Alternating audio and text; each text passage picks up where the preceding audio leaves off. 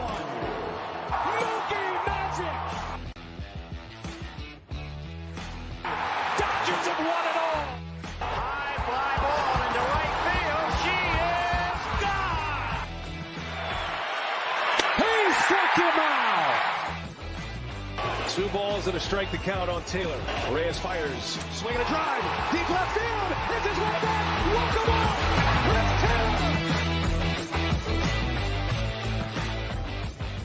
What's up, everybody? Welcome into DodgerHeads Live, presented by DodgerBlue.com, part of the Medium Large Sports Network. My name is Jeff Spiegel, joined tonight by special guest Bruce Kuntz, prospect writer all over the place. You may hear his voice on Cal State Long Beach broadcasts of various sports.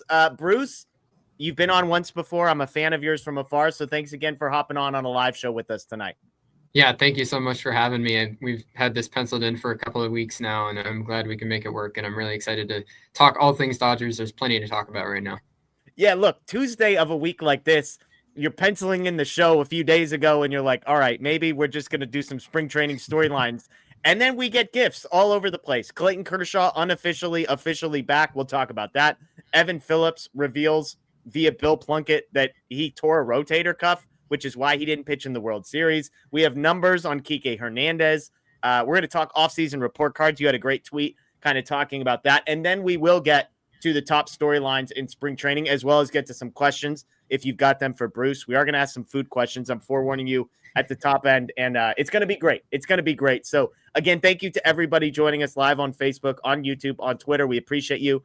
Those listening after the fact, Apple, Spotify, Google, to the DodgerHeads podcast. Thank you, and welcome. And we got lots to talk about, but let's talk about the GOAT as far as I'm concerned. Clayton Kershaw is back. He reports to spring training. He is not officially signed, but he is officially back, according to sources. Alden Gonzalez reporting that they've agreed to terms on a new contract. This is a guy, Bruce, who underwent surgery on his left toe and left knee to repair a ruptured plantar plate, bone spurs, and a torn left meniscus as well. He's expected to miss some time, but he's a legend. And as far as I'm concerned, I have a well-documented position here that I will never say anything negative about Clayton Kershaw. I will literally die on the hill. What do you make about Clayton Kershaw returning for what will be an 18th season with the Dodgers? The big thing is all's right in the world when Clayton Kershaw is a Dodger. So I think everybody knew this was going to happen. I'm glad that we are finally seeing Kershaw back at Camelback Ranch. All's right in the world, Kershaw being back with the Dodgers had to happen. I'm glad it is. And I still think that he's got a lot left.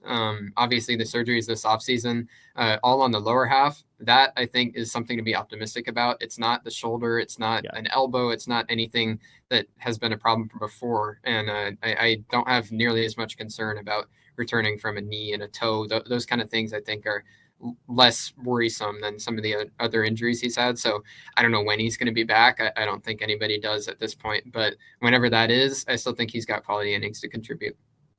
And that's part of, you mentioned it's all lower half stuff. He was coming off shoulder surgery last year, which is why he wasn't able to pitch until July. He ends up just making 7 starts, 30 innings pitched, 4.5 ERA was the worst at any season of his entire career. And yet part of me, Bruce, again, an optimist, biased towards Clayton Kershaw being awesome. I look at that and say, not only is it all lower body injuries, but he has shoulder surgery and he's going to be, a year and a half removed from that shoulder surgery by the time he actually pitches. So not only is it lower leg stuff that is, not concerning on a guy his age, but his shoulder, his elbow have gotten extended rest coming into the season, which is why, like you, I'm optimistic that there might be something here.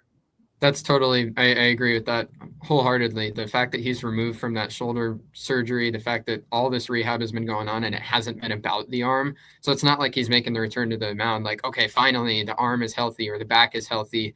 Now that's been healthy. And it's just something that should be an easier thing to handle with the rehab for the knee and the toe, and then come back with a fully healthy arm. We also know about Clayton Kershaw. As soon as he doesn't feel like that he's capable of pitching like Clayton Kershaw, he's not going to be pitching anymore. He has no reason to come back unless he still knows that he can give innings that are quality of winning a World Series and contributing in a big way to a World Series team. So I have confidence that Kershaw is still going to be himself. And whenever that is, however many innings that is, I don't think we know that yet, but he's back to try and win a World Series and he's going to be a big part of it still. And part of the storyline that everyone will hear is he is chasing 3,000 strikeouts. He's just 32 away from that number. Zach Greinke retired 21 short, so he will pass Zach Greinke presumably at some point this season and become the 20th member of the 3,000 strikeout club. He is third as far as active pitchers. Verlander and Scherzer are both above 3,400. Chris Sale is about 550 strikeouts behind him, so he's got that milestone. But I want to come back to Bruce. Like, what are the realistic expectations for Clayton Kershaw in 2025? There's a lot of people that I think, I've said this before, I think baseball fans, sports fans in general, they want to be the first ones off the train because they're so afraid of staying on the train so long. And so I think there are a bunch of Dodgers fans who, while respecting Clayton Kershaw and what he's brought to the organization, I think there's a lot of people that after the last two starts in particular, he gives up 8 runs in 6 innings in the last 2 appearances. They're ready to write him off and say he's cooked. He's going to be 37 this March. There's nothing left in the tank because they're afraid of holding on too long. I've said it. I'm literally going to die on this hill with Kershaw. But I look at his numbers, Bruce. 2023, he throws 131 innings and posts a 2.46 ERA. The season before that, it's a 2.28 ERA. So I'm not saying Kershaw is going to be the ace, but if I had to guess, like if you put the over-under at 4.00, I think I'm still taking the under. I still think Clayton Kershaw can go out there and throw like 3.5-ish ERA innings for the Dodgers. I'm in that same kind of boat. I would aim for hopefully a 350, 375 ERA kind of territory. I don't think it's fair to look at the end of the last 2 seasons and judge Clayton Kershaw based off of that, because in both of the end of the last 2 seasons, the Dodger rotation was nothing. And he was out there just trying to help and give whatever he could give. We saw that in 2023 when he started game 1 of that series against the Diamondbacks and did not go well. But, he was out there with the shoulder. He immediately had surgery as soon as the offseason came. Last year, it was the toe and the knee. I mean, this guy is a gamer. He will pitch through whatever he possibly can. And he's not the kind of guy that is going to say, I'm hurting, just throw me on the shelf. I don't want the numbers to get hurt, So let's give him credit for that instead of tearing him down as if that is the new Clayton Kershaw. Obviously, he's getting up there. The injuries have been stacking up. Those are all things to acknowledge. But I don't think it's a reason to believe that he is on the way out or that he's not still capable of being a quality starting pitcher. Yeah, I mean, even last season, I mentioned he makes 7 starts, throws 30 innings pitched. His last 2, he allows 8 earned runs across 6 innings, to your point, probably very injured at that point and just wanting to sort of die on the sword. The first 5 starts, just 7 earned runs, and he was striking out some guys. And so even last year, at 36, coming off the shoulder surgery, the first 5 starts of the year were pretty impressive from Clayton Kershaw. So remains to be seen again how this ends up playing out, like what he's actually able to provide to the Dodgers. But I think we're both in the same boat that regardless of the performance, I'm going to say yes to signing the checks for Clayton Kershaw every single year until he says no thanks, right? If there's anybody that I have faith in to be a pitcher and go out, he doesn't need to throw 95. Clayton Kershaw goes out and gets outs, and he knows how to do that. And so I trust him until I have a reason not to, and I haven't seen that yet.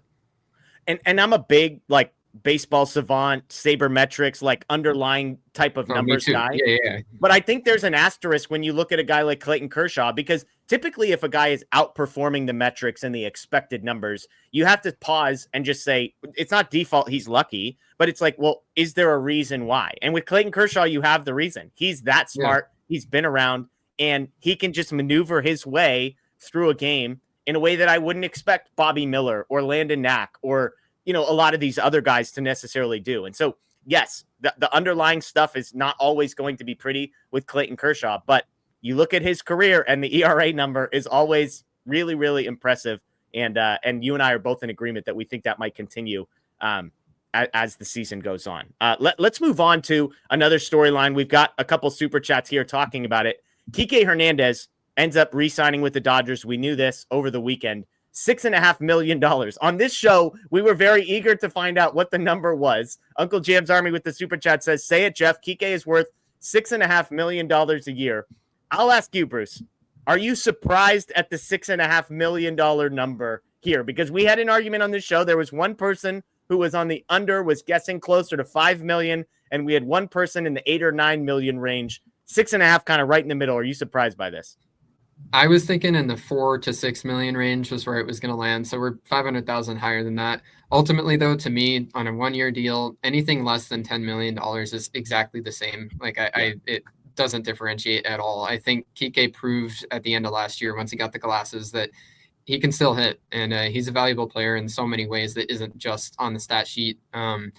I don't care what he gets paid. I don't even think that it's a discussion worth having of like, is he worth it? Because the answer is yes. Kiké back in the Dodger dugout, whether it's 6.5 or 6, who cares? He's going to help. And I think that it's another thing. Like I just said, all's right when Clayton Kershaw is a Dodger. Kiké is the same kind of thing. Like he's not going to be a Hall of Famer, but he has that kind of impact, and he has the Dodger blue in his blood. That Kiké Hernández needs to be a Dodger. Clearly, he was holding out to try and make this happen.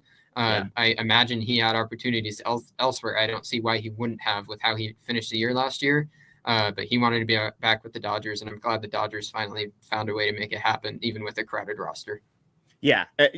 Nice to know, Bruce, that you're in good company with myself as the under on the 6.5 million prediction wise. Matt Moreno thought I was crazy for saying $5 million for Kiké Hernández, and not to relitigate all of this. My point was just, I think he's more valuable to the Dodgers than he is to anybody else in the league, because I think the Dodgers are willing to pay a guy $6.5 million to just basically be good in October. And we're not really all that concerned about what happens prior to that. But I did want to ask, because you brought it up, like, are you buying second half of 2024 eyes fixed Kiké Hernández? For those that forget, right before the All-Star break, he went and had eye surgery, put some glasses on, and basically went on a tear from there. From the start of 2022 until the All-Star break, he was the 5th worst hitter in baseball, according to weighted runs created plus, 71, with 100 being league average.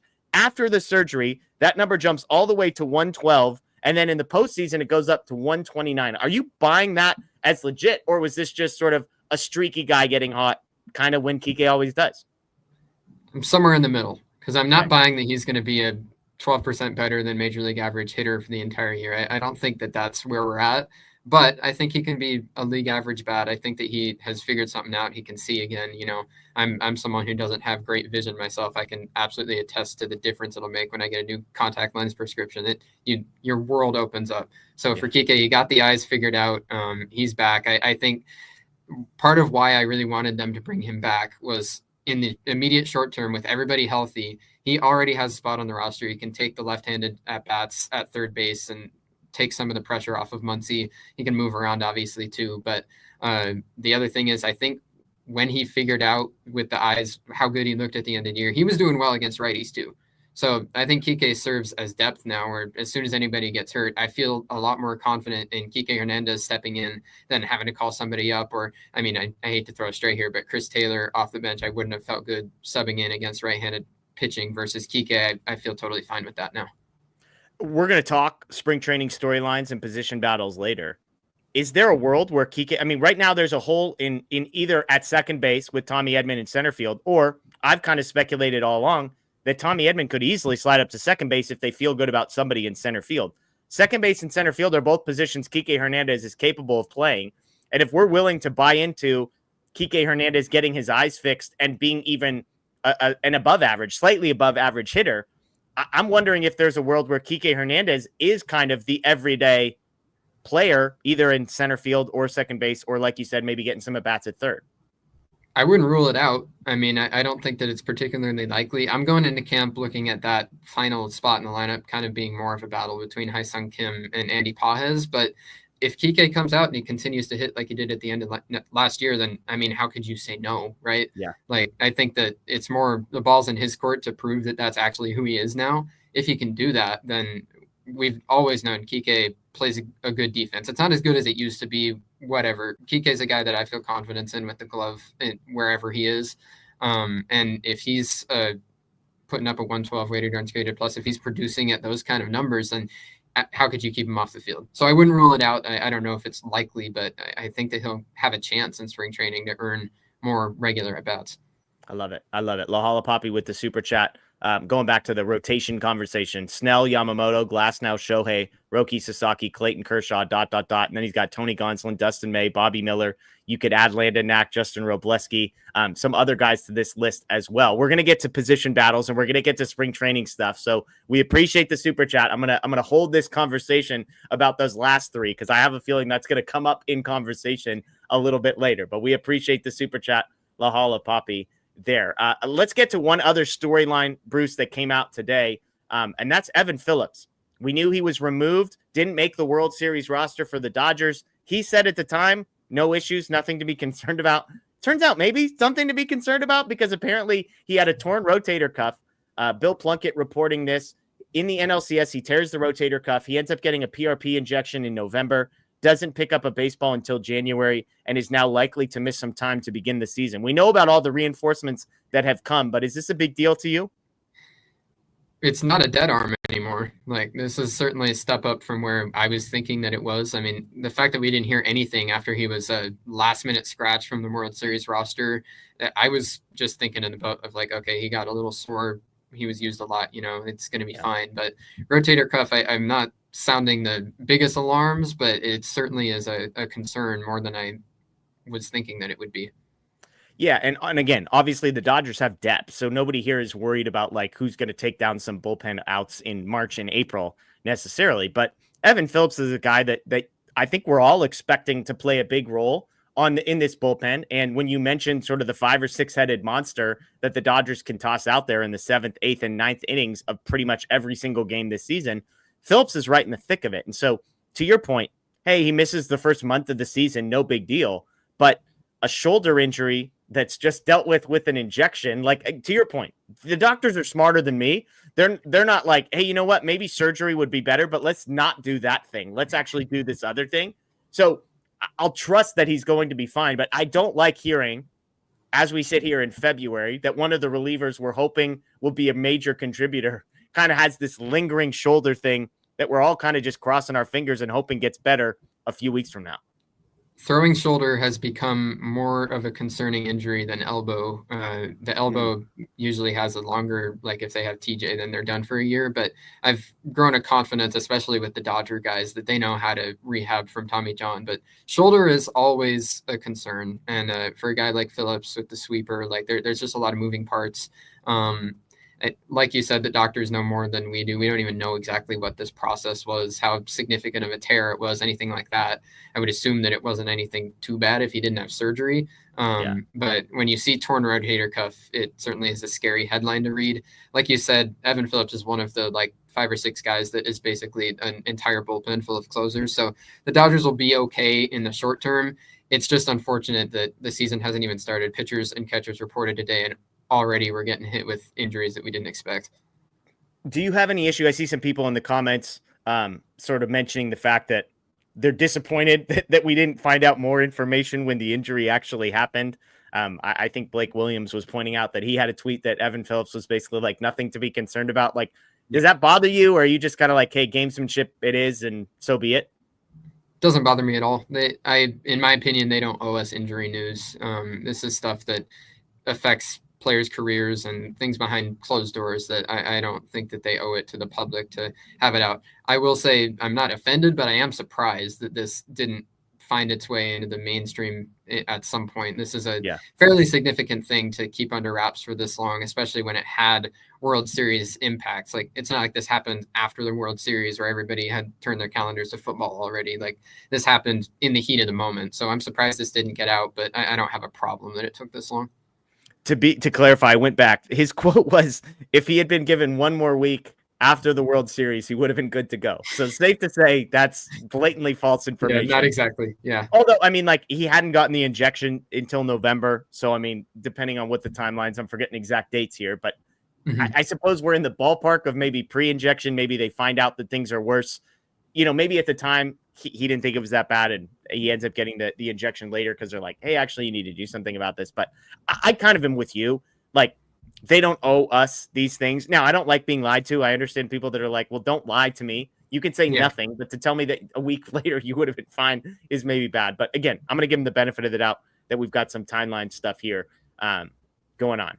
Lahala Poppy chiming back in. He said, my point was, what happens to Gonsolin, May, Miller? Do you think two of the three might get traded?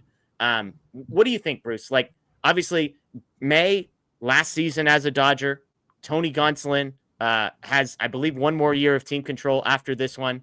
And then you've got Bobby Miller, who's got a bunch of years of team control.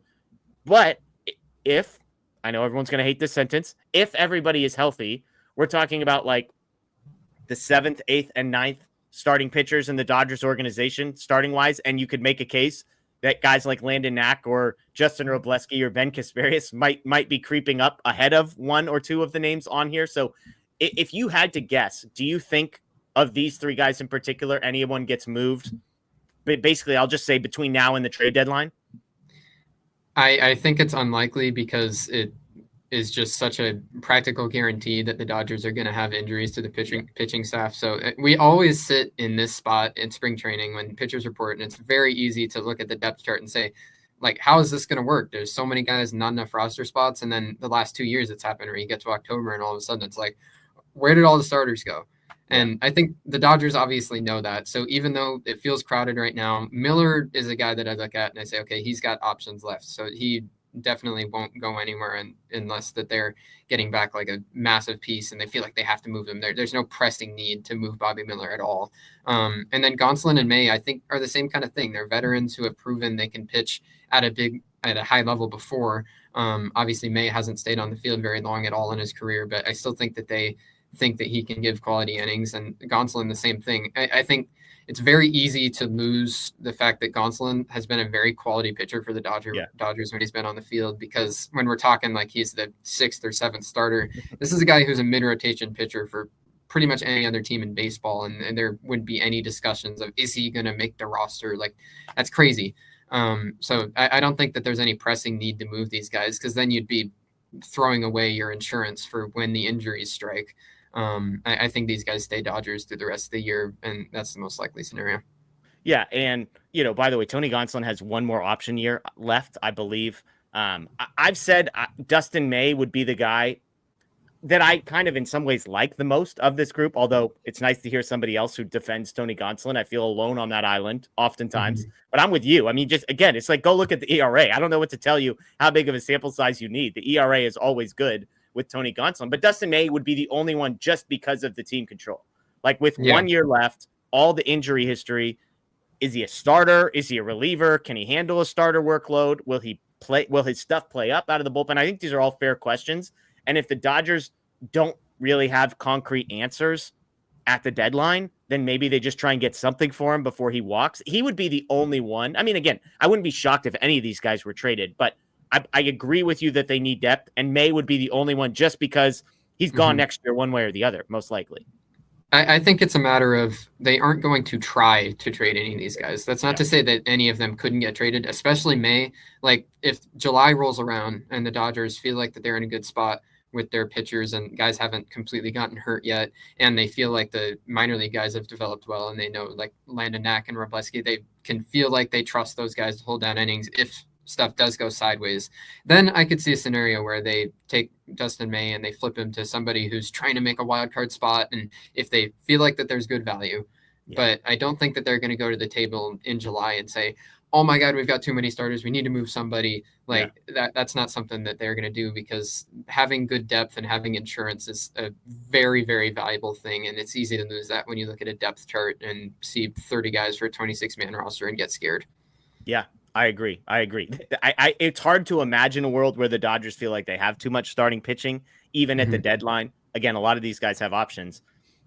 And yet, if they get there, you could look around and say, man, we've seen the prices that they've had to pay for the Lance Lynn's of the world over the last couple of years. And so if you've got a guy like Dustin May who's going to be gone, and maybe you feel like you can add a couple young pieces in the process, we know the Dodgers are going to be opportunistic whenever they can.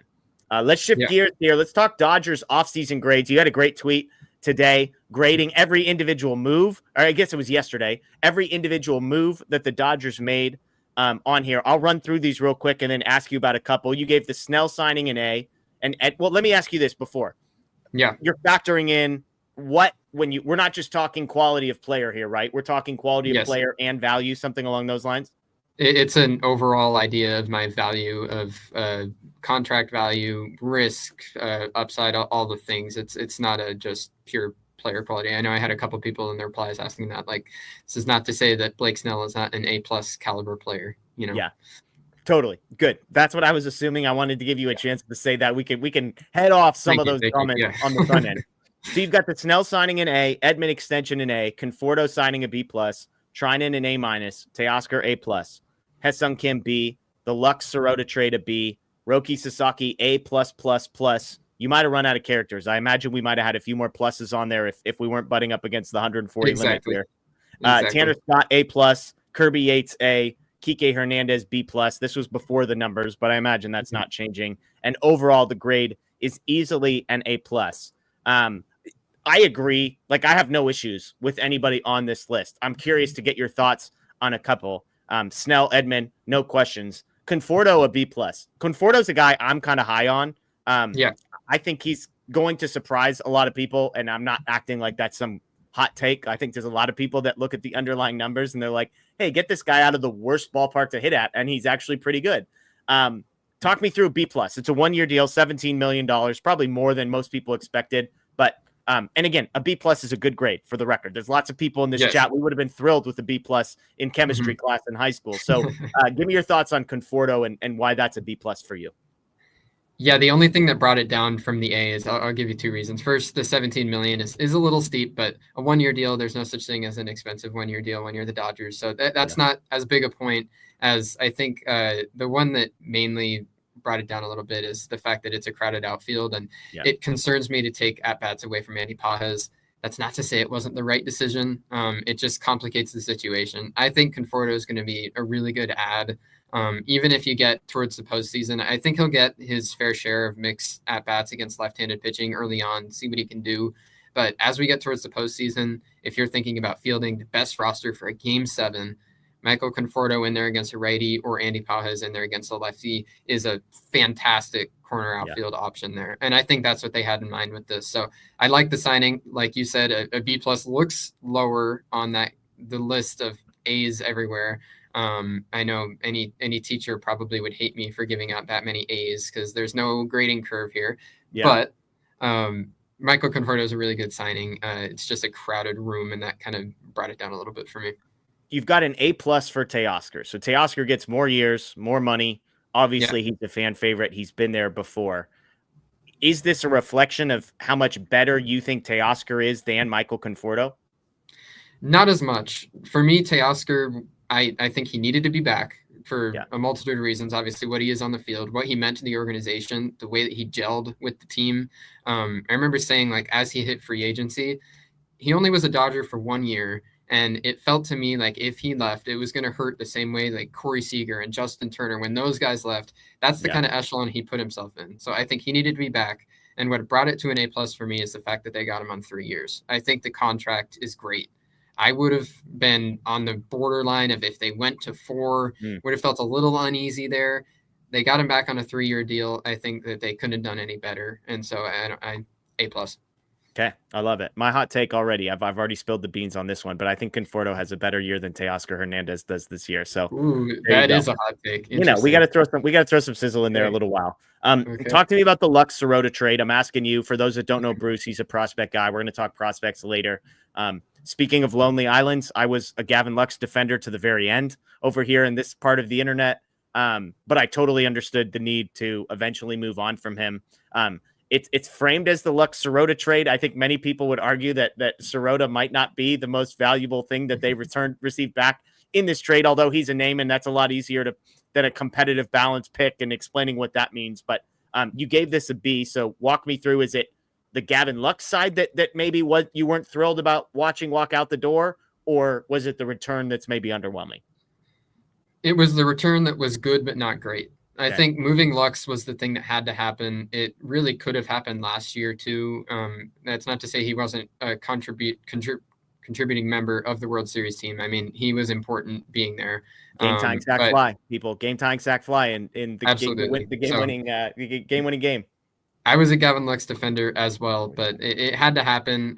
I think it's not as much that I'm not excited about the return. It's the proximity to the big leagues. They traded Gavin Lux, a guy that is a big leaguer. You would pencil him in and he'd be on the big league roster all year. And they didn't get anybody back who is even close. They got back a draft pick that is going to be right at the end of the first round in this year's draft. And they got back Mike Sirota, who's a pretty interesting outfield prospect. He's going to land in the teens of my prospect ranking. So I like it, but he hasn't played above rookie ball yet. So it's just a proximity thing that whoever they draft and Sirota could bust out and you wind up with no return at all. That's not to say that's going to happen, but these are the kind of moves the Dodgers make. It's in the margins. I trust their scouting department that they're going to, I mean, there's no such thing as a sure thing. Even if they like Mike Sirota now, that does not mean he's going to work, but it's an educated gamble and it's an educated guess. And I like it. Just if they had gotten back something that was a little closer to the big leagues, I would have felt like this could go to an A. See, the thing you got to worry about here is if the Dodgers trade a major league level player for two guys you've never heard of, one guy doesn't even exist yet, the draft pick, you just got to slap an A on it so that in 5 years when it's Zaire Hope and Jackson Ferris that are the return, you give, hey, I told you guys, I told you it was an A on here the whole time, you know? I'll be getting quote tweeted in 5 years when Mike Sirota's an all-star and everybody's like, this guy thought that this was a terrible trade. Worst on the list. Yeah. Obviously, Clayton Kershaw was not on this list. I assume that's an A+, pretty much regardless of the number, safe to say. Yep. The one thing you don't have on here that I have an issue with is not re-signing Walker Buehler F-. That didn't make it onto your report card anywhere here, Bruce, and that's my one issue. Yeah, you're going to disagree with this if that's your take, but I think it was best for both parties. No, don't tell me that. I need Walker Buehler back in my life no matter what. I don't even care if he fits on the roster. It's like the Kiké thing. I just need him in my life. I believe it, and I get it. I understand for sure, but it's the same thing with Flaherty. I kind of hold Flaherty and Buehler in a similar vein of like, those are both good starters. I think Flaherty's a little ahead of Buehler right now, but I'm rooting for Buehler to rebound with the Red Sox. I would love to see it happen. But as this offseason went on, I'm sure the Dodgers felt at least some inkling that they were going to wind up with Sasaki. And once they signed Snell, it was just a crowded room. And if we re-signed Walker Buehler, if the Dodgers re-signed Walker Buehler, we'd be talking about him in the same conversation as we just talked about Tony Gonsolin and Dustin May and Bobby Miller. And that's not fair to him. You know, I think it's best for Buehler to go to Boston, where he's going to be a starting pitcher the whole year and actually have the runway to potentially become the guy again. So I think this was best for both parties. And what told me that too was the fact the Dodgers didn't give him the qualifying offer. I think going into the offseason, there was an understanding of he just put his life on the line, won us the World Series, you know, and the Dodgers are willing to say, all right, you've paid your dues and you can go flourish elsewhere. And we're okay with that. The internet's going to break when Dustin May is traded for Walker Buehler in July. I'm just warning everybody for that trade, okay? Just prepare yourself. Walker Buehler getting final outs in the World Series again. Just pencil it in for me, and don't say I told you so.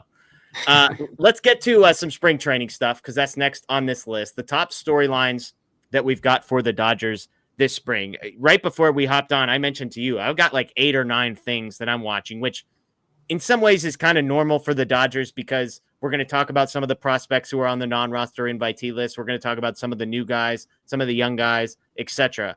And yet with the breadth of people that have been added, there are, I would say these are not like, we're not reaching for storylines here. I think you could go 8 to 10 deep on things that are like genuinely interesting and something to keep an eye on. We're going to sort of alternate here. I might have a few more on my list than you have on yours, but I'm going to start with this one because I think it's fascinating. And I think a lot of different pieces kind of hinge on it, but it's Mookie Betts at shortstop to me is, I'm not going to say it's the very top storyline, but it's up there because I'm just interested. I'm a believer, Bruce. I'm an optimist, as you've probably found out over the course of this show. I just believe the best about things. Max Muncy said Mookie Betts is the best athlete he's ever seen. I just believe that with a full offseason and not 9 days to figure out how to play shortstop, that he's going to figure it out. I'm not saying he's going to win the Gold Glove, but I think he's going to be league average at worst at shortstop. And I think we're going to get a taste of that in spring training. We're still in the learning process. We're still in the getting reps process, making mistakes process. But I think watching how Mookie does at shortstop is maybe the most intriguing thing to me this spring. That was on my list as well. I'm definitely interested in that. I have to admit, I'm still in the boat of, I think going into this offseason, especially once Lux was traded, I think the move that made sense was to just put Mookie at second, take the extra load off his body, and just say, all right, you can settle into second base for potentially the rest of your career and just hit the heck out of the ball forever. I think it's a lot to ask, but I think it speaks to the confidence the organization has in Mookie Betts, the athlete, and Mookie Betts, the worker. He worked his butt off last year to become better at shortstop, and he did become better as the season went on. It still was ugly at times, and it was mostly because of the throw, but that throw is something that he has to have been doing this entire offseason, probably nonstop, knowing Mookie Betts.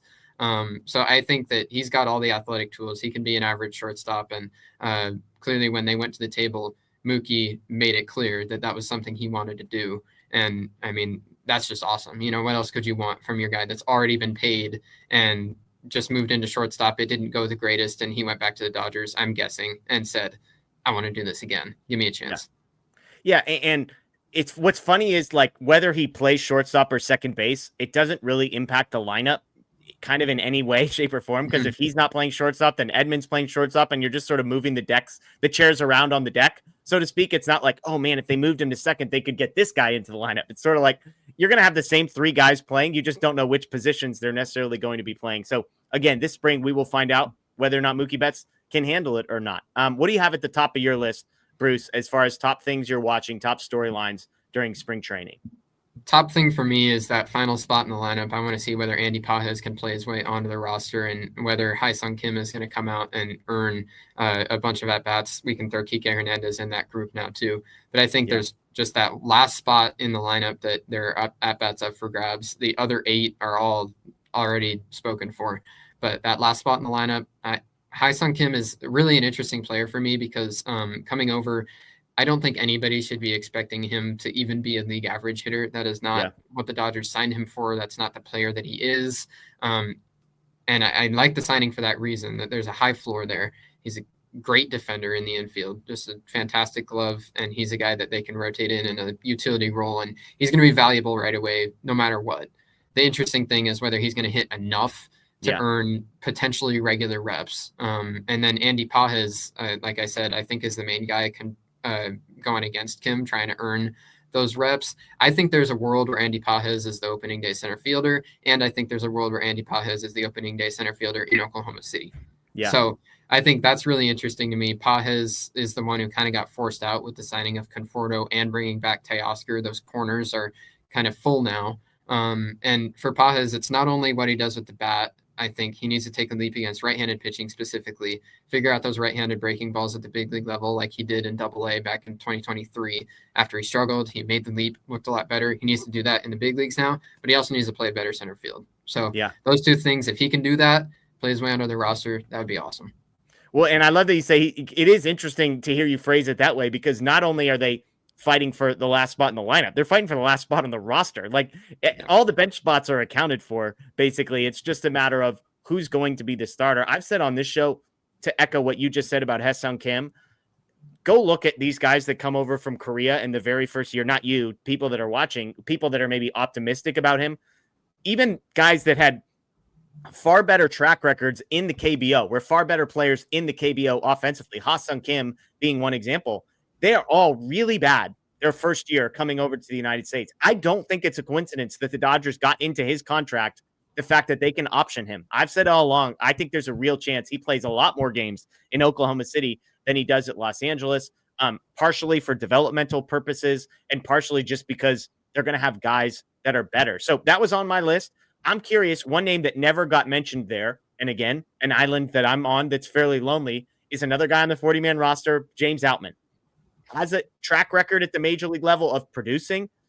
Obviously, the last few months that we saw him were awful. And you could go back 2 years and say the last couple months of that season were really, really bad as well. Again, you're a prospect guy. You follow these players up. He was never a huge prospect. Is there any part of you that believes James Outman can sort of tap back into some version of what we saw a couple of years ago and not become all-star level, which he was as a rookie, but just be like a really great defensive center fielder and a guy that doesn't kill you with the bat? Yeah, I absolutely think he can be that guy. He might be that guy immediately. Like I think James Outman, when he was in Oklahoma City last year, he played well. and he looked like he was back to himself. It's just the fact the Dodgers are so good and so crowded that he wasn't back in the big leagues for more runway. Other organizations he would have been, but unfortunately for him, with the struggles at the beginning of the year, he played his way down the depth chart and nobody else scuffled, so he was kind of stuck. He might be in that same place again to begin this year. I think that's what's most likely.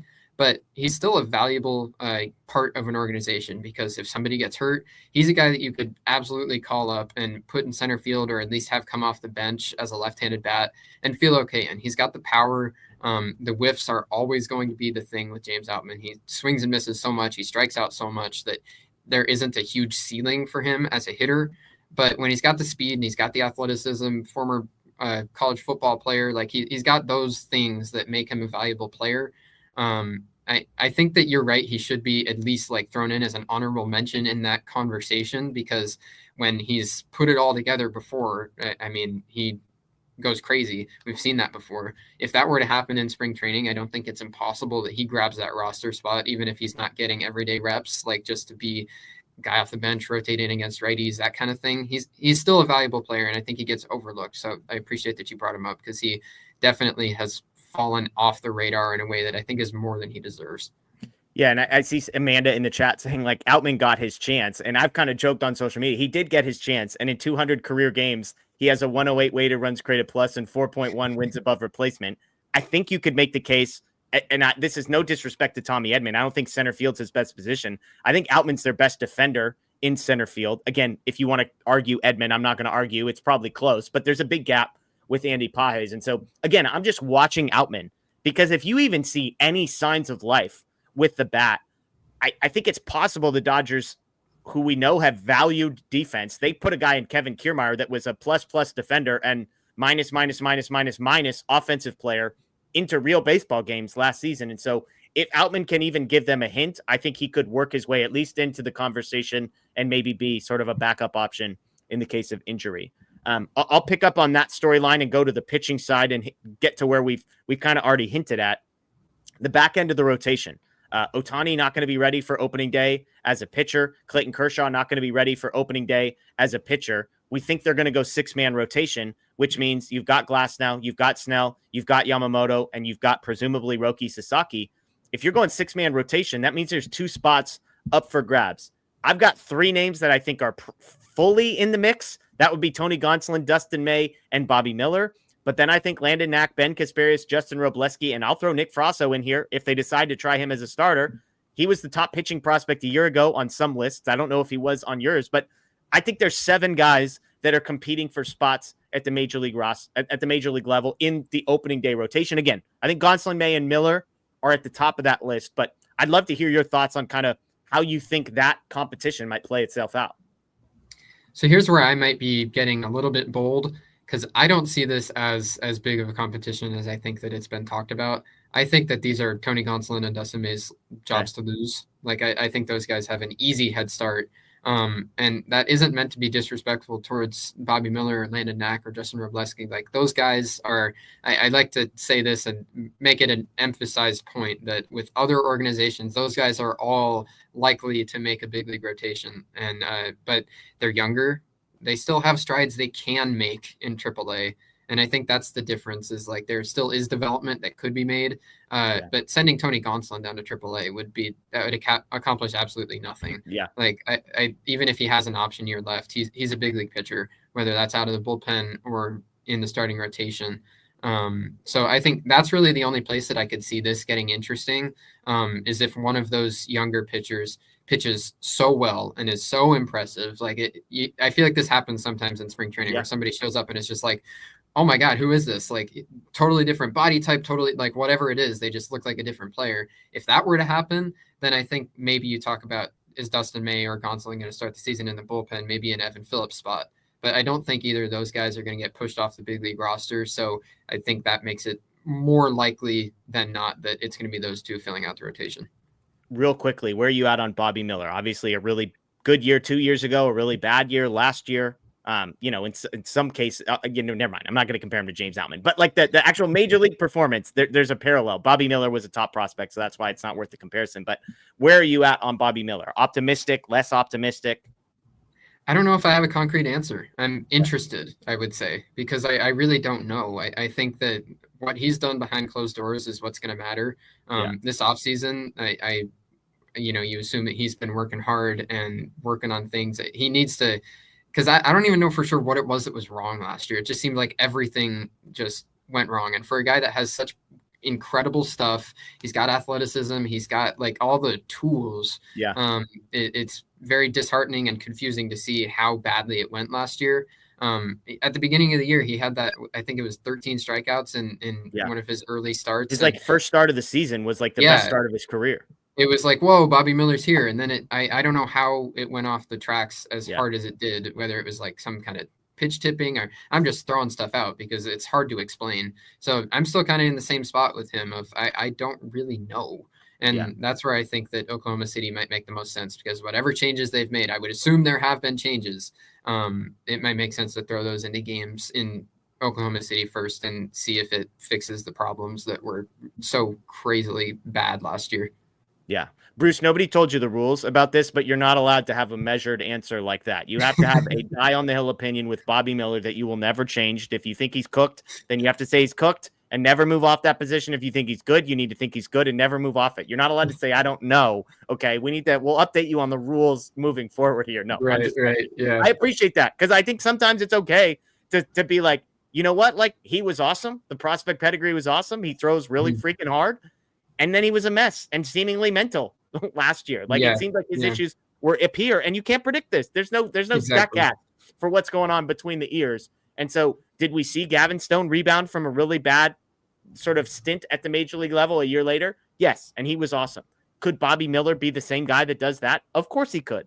Or we've seen lots of guys be good, kind of lose their mental edge, and then not be good ever again. And so exactly, I would say it's certainly possible Bobby Miller comes back and looks like a major league starter again. And like you said, it's also possible that when what's going on, like you said, we think is probably a lot mental stuff. There's no way for any of us on the outside to measure that. The Dodgers and Bobby Miller are the only people who know whether that is any better this year. So I'm also in the boat of just sit back and watch, and we'll see what happens with him. Yeah. And again, that's why we're talking about this. I think spring training, we're going to learn a lot. Like, what does he look like? Obviously, it's going to be a low stress environment. There's not going to be a ton of pressure. And I'm not even going to say, like, look at his ERA and make a concrete sort of definitive opinion about him, but we're going to learn a lot. What do you have next on your list of spring training things to watch? Let's see. I'll pull it up and see what we haven't touched at all. We've got Mookie at short. We've got the last position player, and we've got the last one or two starting pitchers, I guess, so far. Okay. I'll stick in the big league side before we move to minor league stuff. And I'll say I'm interested to see how the starting pitchers are ramped up. Who is ramped up quickly? Who is taken slowly along? I've been saying for a lot of the offseason and thinking, not based off of anything I've heard, but I don't know for sure if Tyler Glasnow is going to start the season on the active roster. Okay. I think it might make sense to just work him in so slow. I think I saw a report yesterday that they're not planning on him pitching in Japan, which I think is the correct decision. And it might not even be the right decision to have him immediately ready to go on opening day. We saw it happen last year. It seemed like they brought him in, said, all right, we're going to put you on the Dodger plan now. We're going to just let you go. And it didn't work. He broke down. So I think Glasnow is really the one that I'm focused on, and Roki Sasaki too. I think those are the two that it's like very unique situations, and I'm going to be interested to see how aggressive they are in ramping those guys up. Where, like, are they going to be ready to go out on opening day and throw 6 innings, or is it going to be like, no, not quite yet? That's interesting to me. Yeah, I'm with you. I think that would be smart. It's interesting because we just mentioned 3 guys that are competing for spots. So in a world where Bobby Miller gives you some reason to believe, why not just let him start the season? And exactly. The goal is to have Tyler Glasnow and all these other guys ready for the end of the season. We don't need Bobby Miller ready for October, presumably. We need Tyler Glasnow and Blake Snell and Roki Sasaki. I mean, Sasaki's another guy. Like, are the Dodgers really? They said he's going to be in the rotation to start the season, but I don't think anybody believes he's going to throw 200 innings for the Dodgers this year. And so if he starts in the rotation and the goal is to have him there at the end of the season, something funky is going to have to happen in the middle of the season. So if you're the Dodgers, why not kind of stagger some of these guys with 1-2 months off in the middle of the season just to keep innings suppressed and arms fresh? asking for more than 100 innings from Roki Sasaki would be a little irresponsible, I think. Like that needs to be worked into the plan, where obviously I don't know what they were thinking with Glasnow last year. They might have been considering these things, but at least how it looked to me, it seemed like they just let him off the leash and like kind of let's see what happens when he's on the Dodger recovery plan. Like it didn't work. I thought that there was one game when the Dodgers played at Yankee Stadium. They moved Glasnow up a day to have him pitch on the Sunday. And there were a couple of games he like pitched into the 7th inning where it did not feel necessary. I think those are the things they're going to need to be more punctual about this year and find a way to get there. And that's why I think when we talk about the starting rotation competition and that back end, it's hard to have that conversation now because we don't know who is even going to be in the mix. Like if 2 of those guys start the year on the injured list, then all of a sudden it's wide open. Like everybody needs to show up and worry about competing for themselves and be the best pitcher they can be. Because who knows how many roster spots are open? Like we don't know. The Dodgers probably don't know right now. So it's interesting. I think the ramping up and how aggressive they are is really going to tell a lot of those signs. Look, if you told me like how many of the Dodgers starting pitching options I would trust to actually hold up for like 180 innings of all the guys that are available to them, I think I've got 3 names on that list. I would trust Blake Snell, which some people might say I'm crazy for saying Blake Snell, but I'll say Blake Snell is on that list. Yoshinobu Yamamoto's on that list. And honestly, Landon Knack would be the 3rd guy as the only other guy that I would kind of trust to just be available for the entire season. I don't know if you would add or take anybody off that list, but it just goes to show, like, I don't trust any of these other guys to get like past 150 really. I'm not going to lie to you. I'd take Yamamoto and Snell off of that. Like, not that I don't think they can do it, but I don't think there's any reason to ask for it. I agree completely with that. I'm saying even if we're like, hey, we just need people to eat. Like, there's not many guys I would trust besides, maybe Knack's number 1 on that list. I don't know. I think he might be for me. Landon Knack's an innings eater, and that is why I think that he is very valuable to the team heading into this year and beyond. Like, he's going to be a guy who eats quality innings, but it's such a unique rotation of guys that are built to where I don't know if there's going to be a single time in the season that all 5 of these aces are going to be healthy at the same time. And that is part of the calculation going in. The Dodgers did not acquire 5 aces thinking, oh, somebody's going to have to get bumped out of the playoff rotation. Somebody's going to be hurt. Like, that is just a expectation. And if that didn't happen, then Merry Christmas, you would be thrilled, but that's not realistic. So it's a rotation built of guys that have high ceilings if they're on the field, and the Dodgers are going to hope that at least 3 of them will be. And I love the approach. I'm with it, but it's just, you have to be realistic about what that means and the risks that you're taking. Let's get to a couple super chats. Apologies. A couple of these have been waiting a little bit, but on this topic, Laura, thank you for the $10 super chat. She says, which starter do you think ends up with the lowest ERA for the Dodgers? We're not going to necessarily talk about qualification, but guys who throw more than, 10 starts this season. I've got my answer in mind, Brute, but I'll let you go first. Who do you have as the lowest ERA among Dodgers starters? I'll go Blake Snell. I think that he's going to take a leap. He's already been that kind of pitcher, but getting to the Dodgers, if anybody can make him even better, it's the Dodgers. And like you said, I don't know how many innings he's going to throw. I don't know how many innings any of these guys are going to throw, but I think Blake Snell and the Dodger machine with a team around him that's built to win, where he's not the only guy who is being asked to carry the team to wins. I think that it's going to be really fun to watch. I'm with you. Snell was going to be my answer. I mean, he's basically already been that guy. And if you believe the Dodgers could maybe unlock even a little bit more in what he's got with a little bit less pressure on him to, go deep into games or whatever, Snell was going to be my answer as well. I see some people. Dirk Diggler says Lance Lynn's his guess for which Dodger starter has the lowest ERA. There you go. Hopefully it's 0 with 0 starts. Robbie with the super chat, going back to our Kiké conversation. He said, if I recall, Kiké's bobblehead night was the most attended of 2024. Even more than Shohei's, shockingly. The man has fans. That's $6.5 million well spent. Agreed.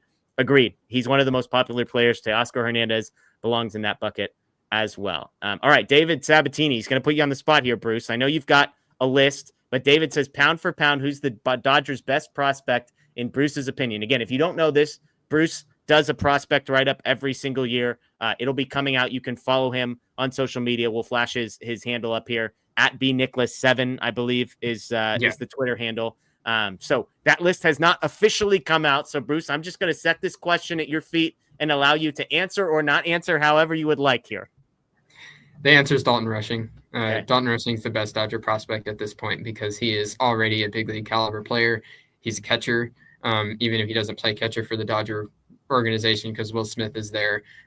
If we're talking, I like to approach the farm system and talk about these prospects in pure value in a vacuum. And Dalton Rushing is that guy. I'm really excited about the steps that he took last year. He's going to get on base. He took some leaps in the power department.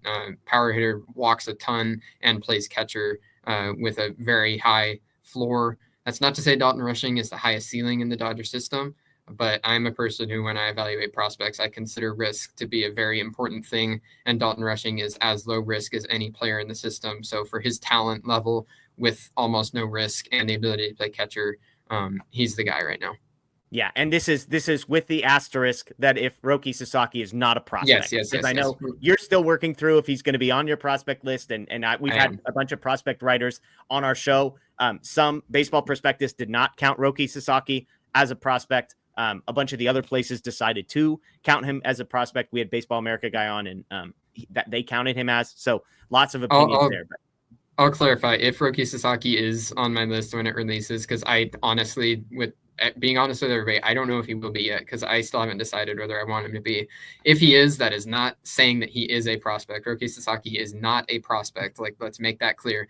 It's only the technical terms. Like, it feels wrong to leave somebody off who is signed to a minor league deal through the international free agency system. Like, you'd have to make an exception to leave him off the technical designation. But that does not mean Roki Sasaki is a prospect. This is a guy who could come out and be an ace year one. Not that he necessarily will be, but he absolutely could be. So he's far above everybody else who hasn't debuted yet.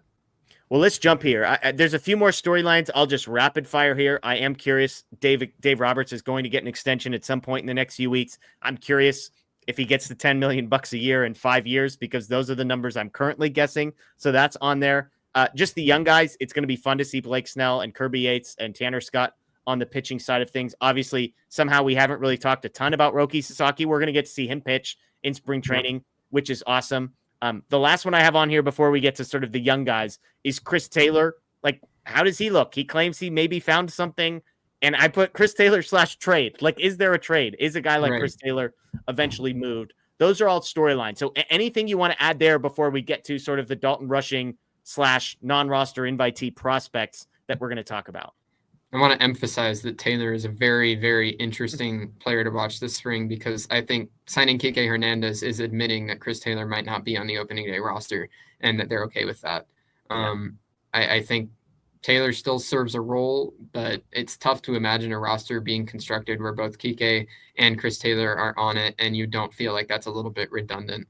So if Taylor comes out, hits the cover off the ball, and makes it where the Dodgers say, okay, we can't just, get rid of him, it's also just a tough conversation because he's making enough money. I don't think the Dodgers want to just eat that, but at some point their hand might be forced. So what Chris Taylor looks like is definitely going to be interesting. Okay, let's get to the young guys. Dalton Rushing's the first name, and he is the most interesting because I would say it's unlikely, but it's not 0% that Dalton Rushing does something this spring that forces the Dodgers, Andrew Friedman, Dave Roberts to have some real hard conversations about Dalton Rushing and how quickly he gets to make it up to the major league level. Obviously, there are some incentives for the Dodgers to bring him up immediately. If he qualifies for awards and wins awards, they can get some draft pick compensation. There are also some incentives to not bring him up early, i.e. service time and service time manipulation. But Rushing, of all the young guys we're about to talk about, is the guy that's closest. 90% of major league teams, he would be the starting left fielder or catcher, depending on what you believe about him at the major league level. So what are you expecting to see from Dalton Rushing this year, offensively and maybe more interestingly, defensively? I'm expecting to see a supremely polished player who is going to go to Oklahoma City and everybody's going to feel like he should not be here, but he's going to be there anyway. I don't think there's any path at all for Dalton Rushing to make the opening day roster because where would he play? And they're not going to bring him up if he can't play. The only way that would happen is if some catastrophic injury happened, which obviously, hopefully that doesn't happen. So I think Dalton Rushing is going to have to go to Oklahoma City, continue to unfortunately pay his dues. I would caution people. I've seen this thrown around a little bit already of people saying we need to trade Rushing so it's not a Michael Busch situation. Rushing is not in that territory yet. He's still young enough. He only just debuted in AAA at the end of last year, played a month in Oklahoma City. Michael Busch was already a year and a half into his time in AAA when the Dodgers finally moved him. So Rushing has this year where if he plays most of the year in AAA, it's not absurd quite yet.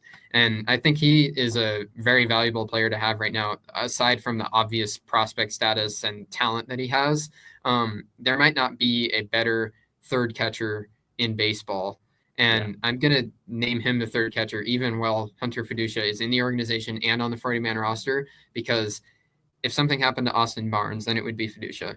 But if something happens to Will Smith, Dalton Rushing would be the Dodger catcher. And I believe that if Will Smith was going to be out long-term, Dalton Rushing is the guy who would be capable of filling that role. And I think that kind of answers your question about the defensive side. I think Dalton Rushing is a catcher who can play at an average or slightly below average, passable big league catcher. I think he's capable of that. Obviously, it's complicated with the Dodgers because Will Smith is there. And as long as Will Smith is healthy, he's not going to be an everyday catcher. So I think for Rushing, looking this year and into the future, if he is on the big league roster, it'll either be as a left fielder pretty much strictly, or I'd be interested to see if they did some kind of hybrid thing, like have him play left field most of the time, and then maybe when Smith gets days off, slide in behind the plate as well. But that's really the only path. And look, Michael Conforto's on a 1-year contract. Austin Barnes is out of contract at the end of this season. So I think exactly what you said. Some of the reports that I've heard are that the defense in the outfield was like sort of a pleasant surprise. I don't think people are like, he's going to win a Gold Glove out there, but it's not Gavin Lux trying to chase down balls in center field exactly. But look, I think we're 12 months away from 100 starts in the corner outfield, 40 starts behind the plate, kind of a situation for Dalton Rushing. And to your point, that's incredibly valuable. If your backup catcher can kind of also be a guy who's playing in the outfield as well, frees up some roster space. Obviously, you could carry a third catcher, a guy like Hunter Fiducia, if you really wanted to, or you could just sort of field Will Smith and Dalton Rushing. So I think there's a way to make that relationship work where the Dodgers don't have to choose between Will Smith and Dalton Rushing long-term in any way, shape, or form. I definitely agree. And Rushing's not the kind of defender behind the plate that's like, you can't move him. He's too great back here. And the bat is so legit that it's not normally in this kind of situation. I'd say if he can play catcher, trade him because you can get catcher value. But Rushing's bat is so legit and such a high floor. I love it so much that I don't think that there's any pressing need to say, let's move this guy just for value's sake. That isn't to say that it's impossible he gets included. I wouldn't guess that he's off the table, but it would have to be the absolute upper echelon of like probably someone, I don't know, Luka Doncic, like what he was available. Dalton Rushing went in that trade. Okay, fine. But they're not going to be shopping him because they feel like they need to or anything like that. I love it. As we've mentioned, Bruce is a prospect guy, and you can follow him at bnicholas7. He's got a list that'll be coming out in the next few weeks over on Dodgers Digest, I believe. Let's talk about the rest of these guys on the non-roster invitee list before we get to some questions. Bruce has been generous with his time, and we've got some extra time tonight. So Zaire Hope, Josue De Paula, Alex Freeland, all guys who basically are on every single top 100 list that are out there. They're all going to be in camp. Jackson Ferris is going to be in camp as well. None of these guys, well, I shouldn't say that. Hope, De Paula, they're ways away. Like we're talking a couple of years away from the major leagues. It's fun that they'll be there, but like they probably won't be there for that long. Alex Freeland, again, in many organizations, is probably an opening day major leaguer. Not if you're the Dodgers, and definitely not if you sort of play middle infields with the number of guys they have ahead of him. And then Jackson Ferris sort of rapidly climbing the ranks on some lists. I believe he's the top pitching prospect, Roki Sasaki excluded, in the Dodgers organization. So take this wherever you want, but from a spring training specific perspective, those four guys, anybody else I'm leaving out, the floor is yours. Those four are the ones that stand out the most. Those are the four that I had written down on my list of storylines to say, let's see what they do. I'll give a brief little talk about each of them, if that's okay. Zaire Hope has Mr. Helium in all of minor league baseball over the last year. He has climbed like a rocket ship. And he didn't even play a full season last year. That's what's crazy about how fast he's climbed. It was not in very many games, but the underlying data, the ability to just smack the ball with like it's nothing. He went to the Arizona Fall League having never played above single A. And that is a leap in competition that I think of the Fall League as somewhere between high A, double A, but you also had a couple major leaguers there. You had a couple rookie ballers, like it's all over the place, but it's good baseball. And Zaire Hope went there and still played very competitively. He cooled off by the end, but he started red hot. Like he didn't look like he was out of place. Zaire Hope is superbly athletic. Like the exit velocities are crazy. It's all those things that make everybody who sees data just go crazy. Yeah. And that's exactly what's happened. So I'm not quite in the boat of him being like the top prospect in the system yet. I still want to see a little more, and I want to see a little bit more like consistently at a high A level of competition, because I still want to see if the bat to ball is going to have any kind of issues arise. That's really what I'm focused on this year for him, is if he can go to Great Lakes and still be putting up a decent batting average and not have strikeouts become an issue. That is my main focus for him. So seeing what he does in big league camp, going to be interesting.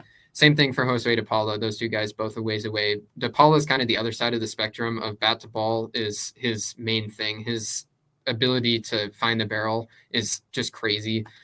Super advanced. And DePaula isn't quite as good a defender as Hope. He's not quite as fast, but he's just a hitter. I know everybody's thrown around Yordan Alvarez comps for a while with DePaula, which is flat out irresponsible and unfair. But he's got the ability as a hitter, and then you hope the power comes along as he continues to get stronger. That took a leap last year. If it did again, then this guy could be right in the top of the system again. He was there last year midseason. Now I think Rushing took it over again, but I wouldn't be surprised if those guys flip-flop. That DePaul is talented. Neither of those guys will debut. So Jackson Ferris, they got him along with Hope from the Cubs last year for Michael Busch. Ferris was super impressive as well, reached all the way to Double-A. He's still pretty young. I would expect that most likely this year he'll spend the entirety of it in Tulsa, continue to develop and continue to work on the command and the polish and all those things that young pitchers aren't quite there yet for. But very interesting lefty, good pitch mix. I think if the fastball were to gain another tick or two, then he could really skyrocket. But I like the feel for the secondaries as well for Ferris. So seeing what he does in big league camp, also going to be pretty fun. Then the last guy is Alex Freeland. He has a good glove in the infield, might be more of a utility infielder than a true blood shortstop, but that's okay. I think Freeland took some leaps with the bat last year. In his short stint in AAA, he put up some pretty crazy data, which has allowed him to skyrocket up some boards as well. I don't really see him in the top 100 echelon that I've seen him in some lists this year. But I still think he's really impressive, and I think that he's a really good infield depth for throughout the season. I think he's going to debut this year, whether it's coming up and just playing off the bench and rotating into second base, third base, shortstop, or if something were to happen in the infield, like an injury, he could come up and plug a hole as well. Certainly a valuable guy that's going to start in Oklahoma City and be on watch throughout the year.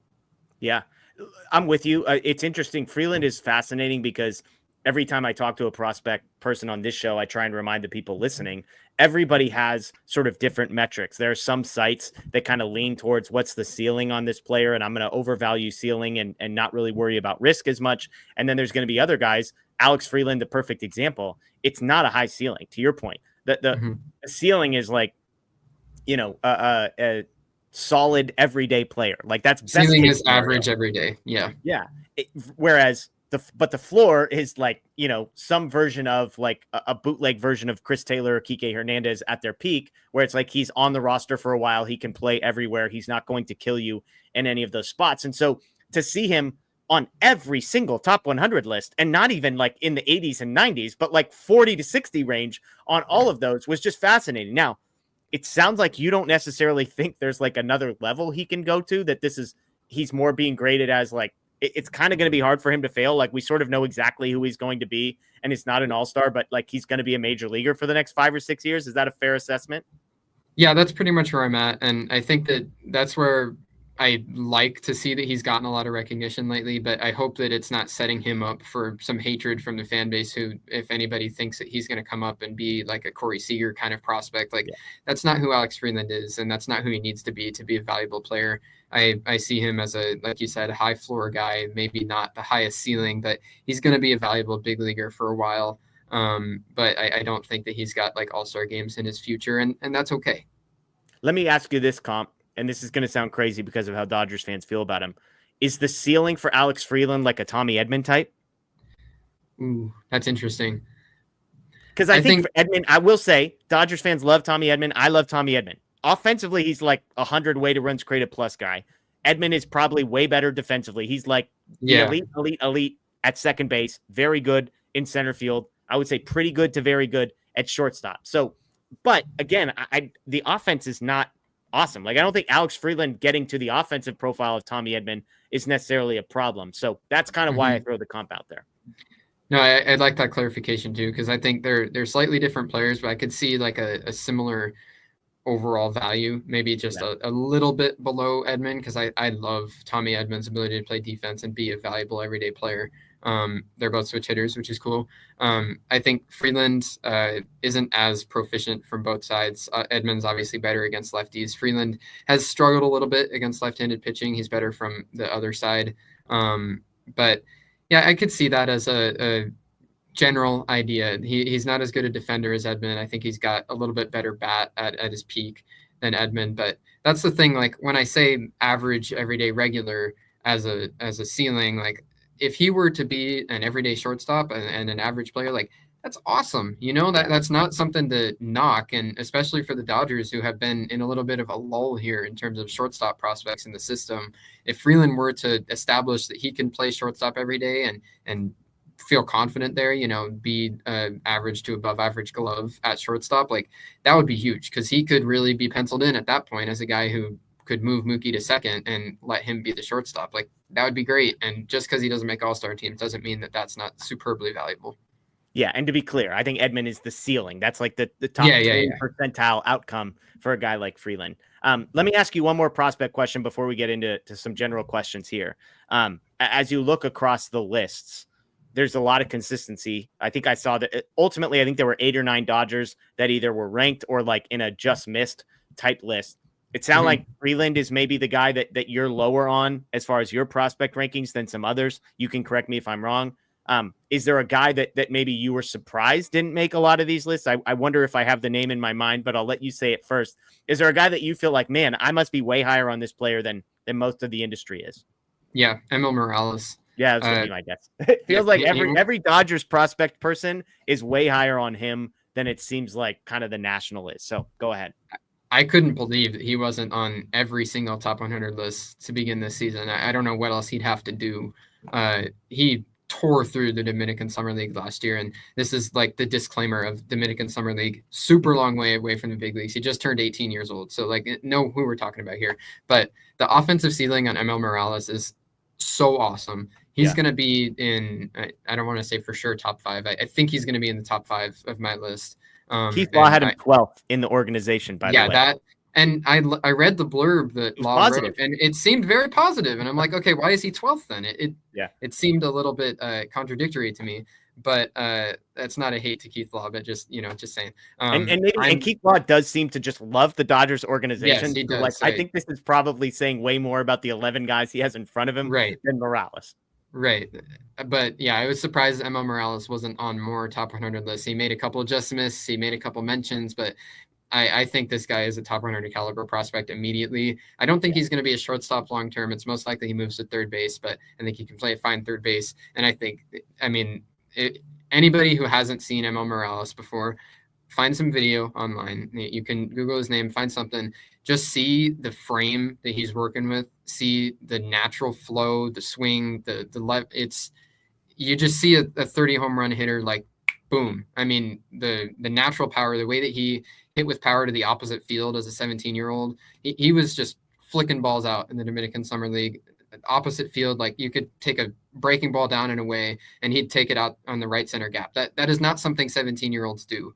And Emil Morales was doing it like it was nothing. So I'm very high on this guy. I'm so excited to see him move stateside this year. And I don't think that some games at Rancho Cucamonga is anything that would be surprising at all. Yeah, he had 1,100 OPS last season, struck out about 22% of the time, which is crazy for a 17-year-old. And an interesting fact, by the way, again, Keith Law pointed this out, but born in Spain, born in the Canary Islands. So fun fact there. Not a ton of guys have come out there. Any other prospects that we haven't mentioned that, as you're thinking about this, I know Eric Swan is a guy that the Baseball Prospectus guys love. He's right ahead of Morales and Keith Law's list, but are there any other prospects maybe in your top 10 to 15 that you feel like you just have some things you want to get off your chest before you officially hit publish in a few weeks? Yeah, real quick. I'll try to keep this as short-winded as I can. I think that people want long-winded, Bruce, so feel free to take as long as you want.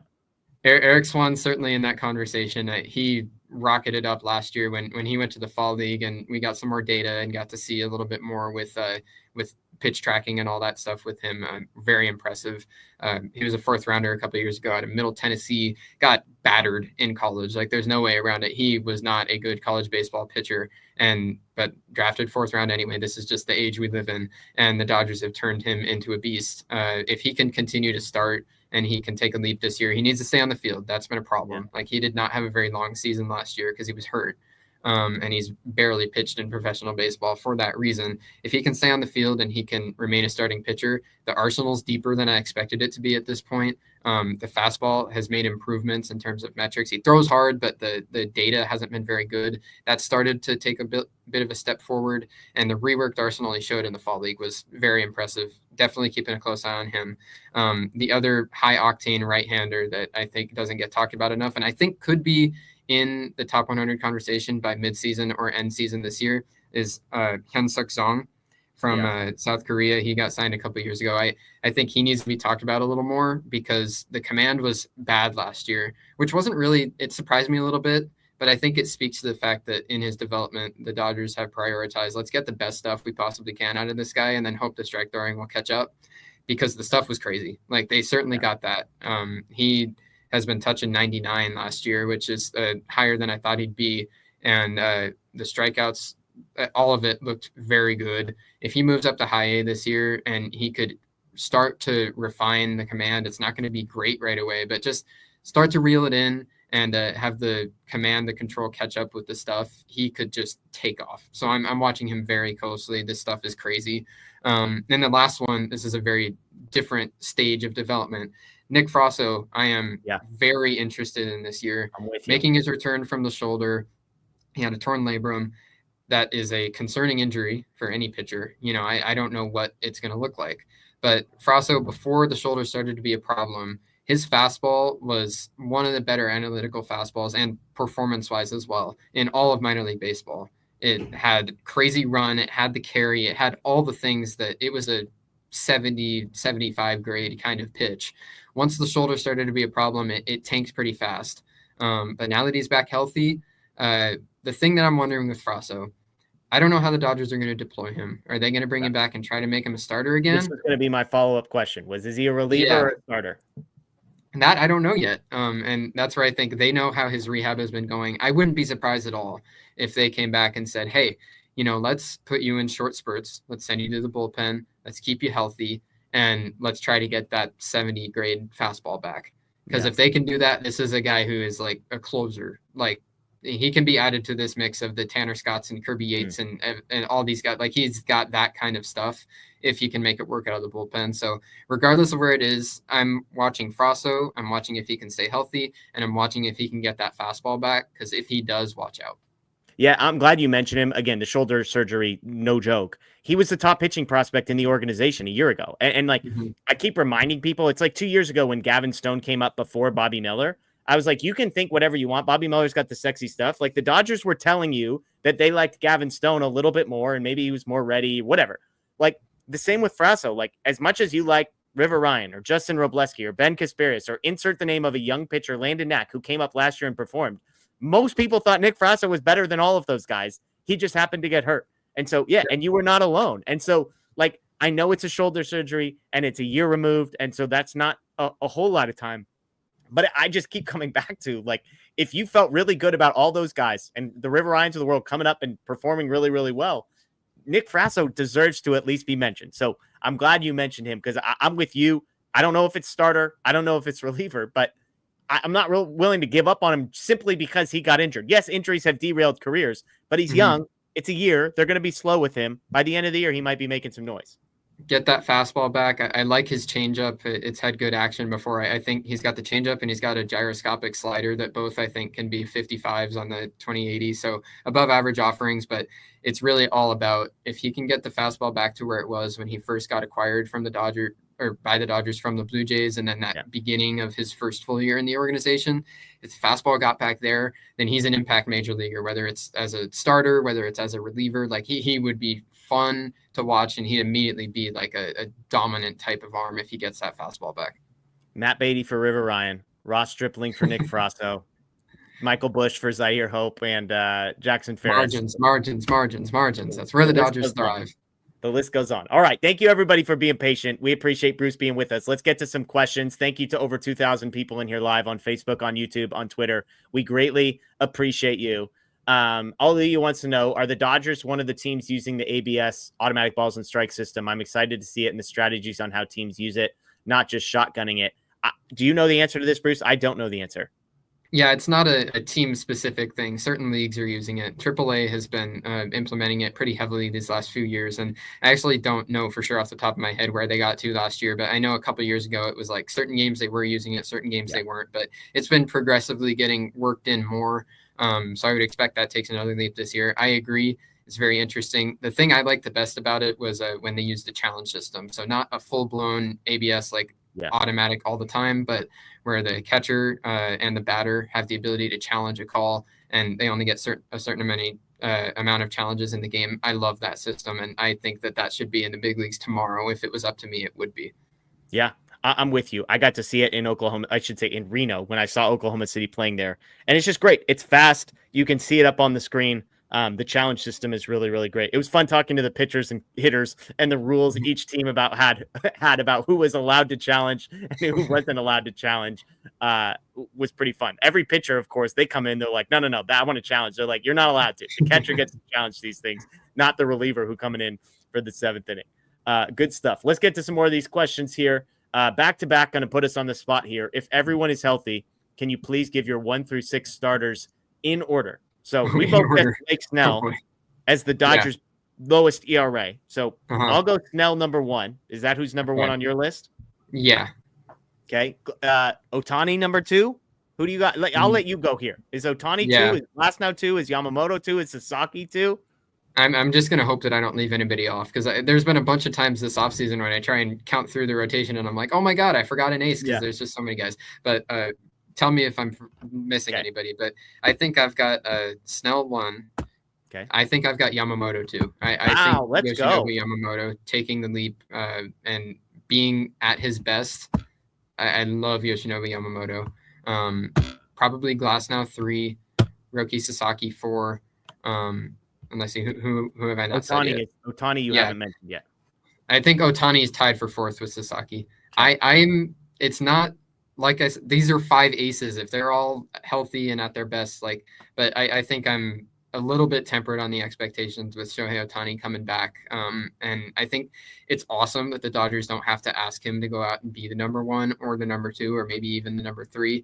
I'm more in a boat of let's get him healthy, and I'm glad they're taking it slow, and let's just see what he's got, because he's an MVP with the bat either way. And if he's the 4th best starter in a healthy rotation, then he's still an ace, and that's great too.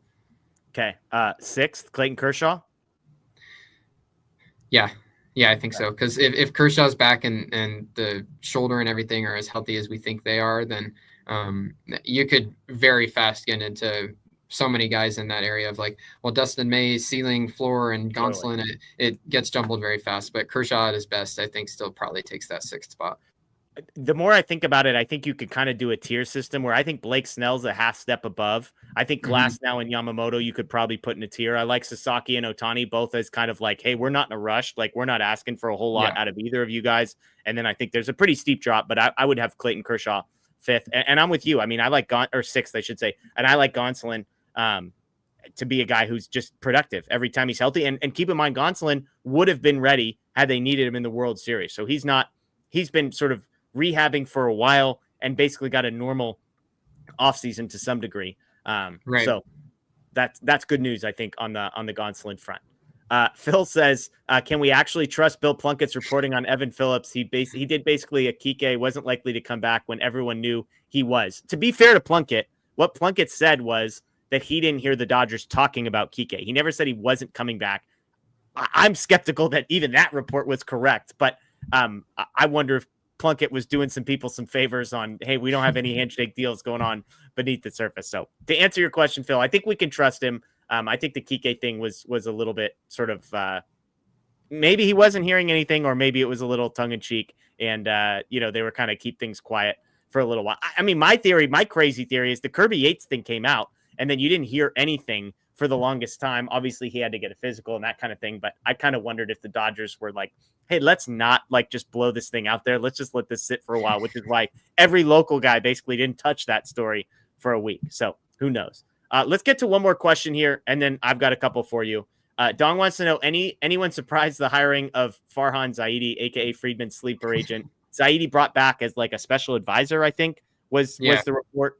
I was surprised it took this long. It felt like this was going to happen a couple months ago. Now it's official. But look, this is a guy who was really, really successful as the general manager of the Dodgers. I think you can, obviously, Friedman deserves a lot of credit. And I would also add that I think there's lots of reasons why the Giants were a dumpster fire, sort of apart from Zaidi himself. So I love this as just bring more smart people in the room. I think he's a smart guy.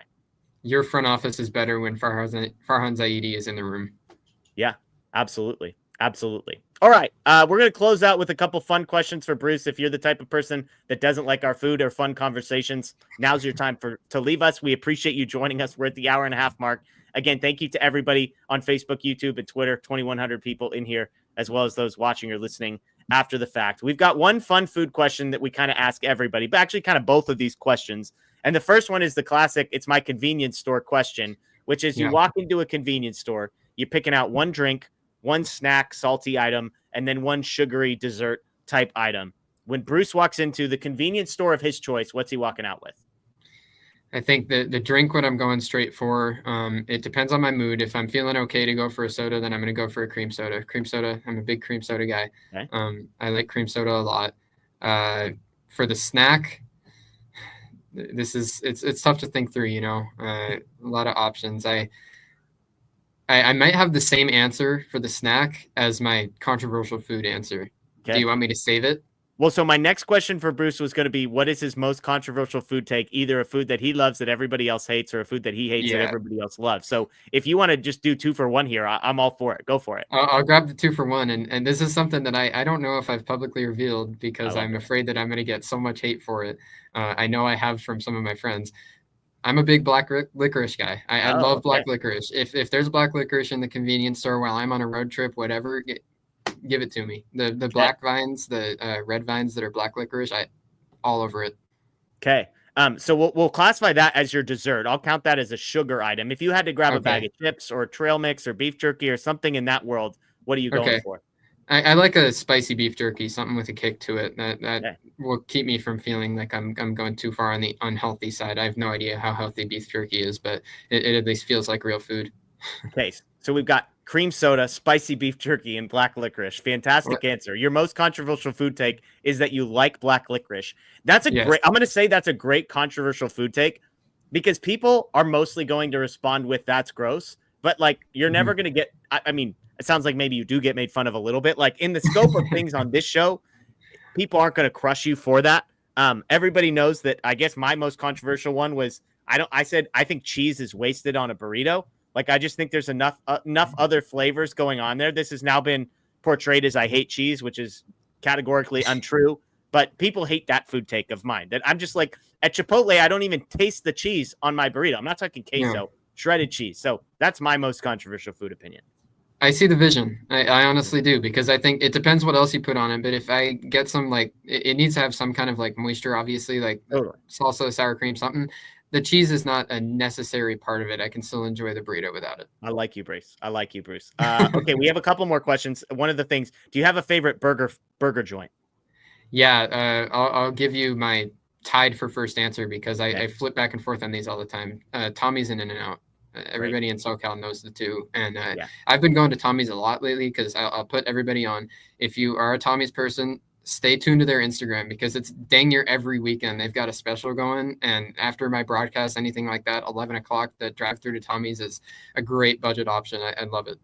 Okay, that's a fantastic. Bruce, I'm going to be honest. This is maybe the best performance we've had in the food thing. Obviously, black licorice is a side note, but there you go. There you go. So, Bruce, we appreciate you joining us again live at the 90-minute mark. Thank you. You write over at Dodgers Digest, a couple other places. Do you have a rough date of when people can sort of stay tuned for your prospect list? Yeah, a few weeks. I don't have an exact date because I've got a lot going on and I'm working on it when I can, but I'm going to get it out as soon as I can because now that pitchers and catchers have reported it is officially baseball season. So I'm really excited about the list. I love working on it and I love everybody and the excitement that I get when I talk about it. Everybody is excited for it and I love that. So can't wait to get it out there. Just follow me on Twitter because it'll for sure be there as soon as it's released. All right. Well, we'll plan to have you back on. Last year, we got to have you and Justin Lorber on at the same time, the two guys that I follow most closely when it comes to the Dodgers farm system in particular. So it was fun to hear two different opinions, bounce ideas off of each other. So we'll shoot for that. But folks, if you're not already, if you're on social media, at bnicholas7 is where you can find him on Twitter. A great follow, great information on everything Dodgers prospect related, but also just Dodgers related as well. So thank you, Bruce. Thank you to everybody for joining us. Facebook, YouTube, Twitter. Again, for the folks listening, Apple, Spotify, Google, we do have a podcast. Search DodgerHeads. You can find us there as well. If you're new, please subscribe, ring the notification bell. We'd love to have you with us. Live shows Tuesday nights, Thursday nights, Sunday nights throughout spring training, and then some more content for you once the regular season starts. Folks, enjoy the rest of your night. As always, go Dodgers and still champs.